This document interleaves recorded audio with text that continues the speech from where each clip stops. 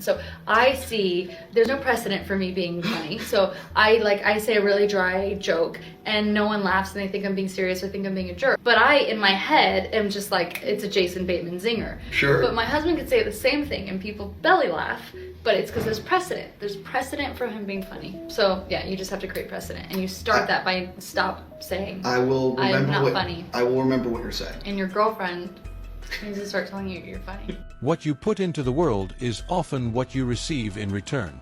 This principle is echoed across many belief systems, from biblical teachings, where the fruits of one's actions determine the fruits they receive, to karmic and universal energy theories.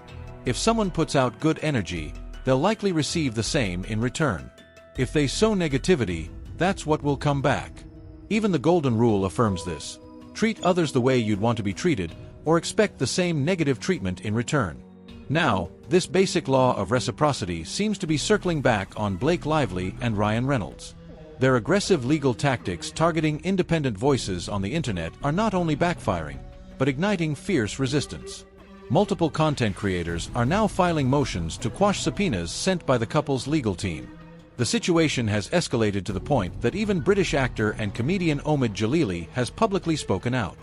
Known for roles in films like Gladiator, The Mummy, Sky Captain, and The World of Tomorrow, and Pirates of the Caribbean, and for voicing characters in games like Grand Theft Auto, Djalili has a substantial platform. He took to Twitter, stating, "It's time to speak out. I rarely do this, but the Lively and Baldoni case has taken a dark turn. It's far more serious than tabloid gossip. It now involves all of us."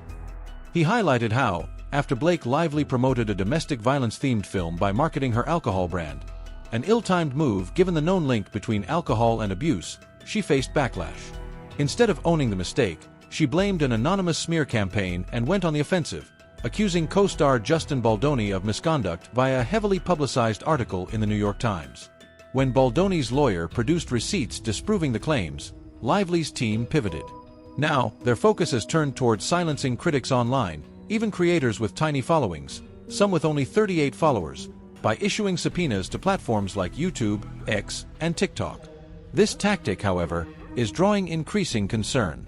As the Daily Mail put it, when you demand IP addresses and PayPal data from hobby bloggers, it starts to look like a broad daylight mugging of the First Amendment. The broader issue at hand is how Lively and Reynolds may be leveraging their power to intimidate and control narratives, while attempting to extract personal information from critics.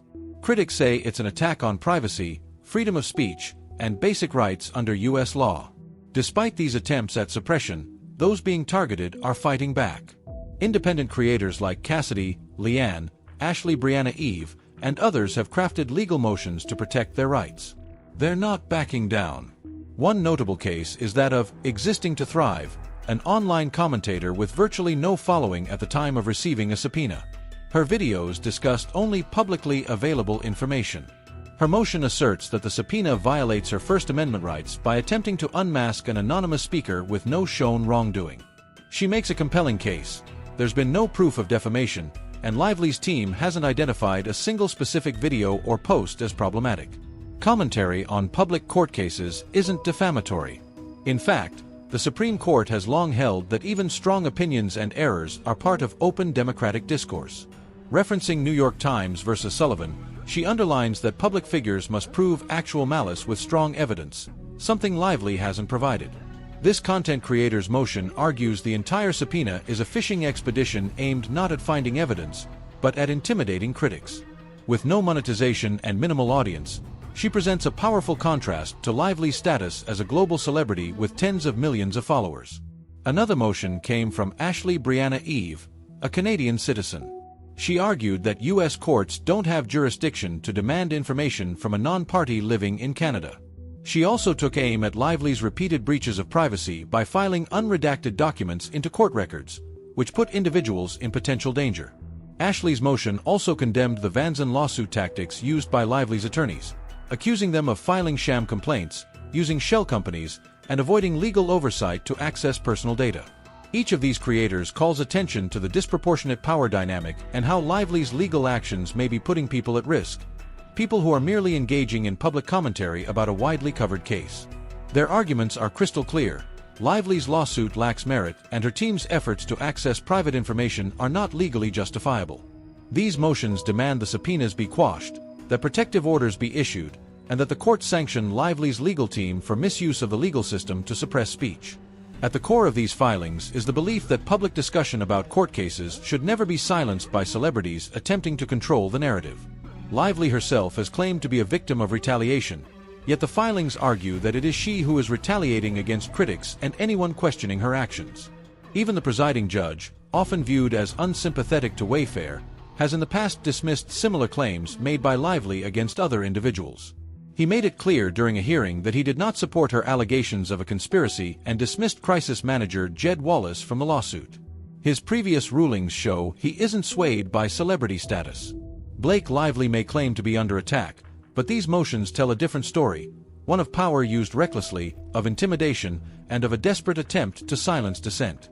With over 40 subpoenas issued, 16 to YouTube users, 20 on X, and others across platforms, it's clear this case is spiraling into something much larger than a PR crisis.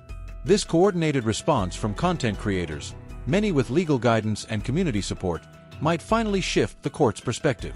These voices now have the opportunity to explain their side, show that the backlash was organic, and expose the overreach in Blake Lively's legal campaign.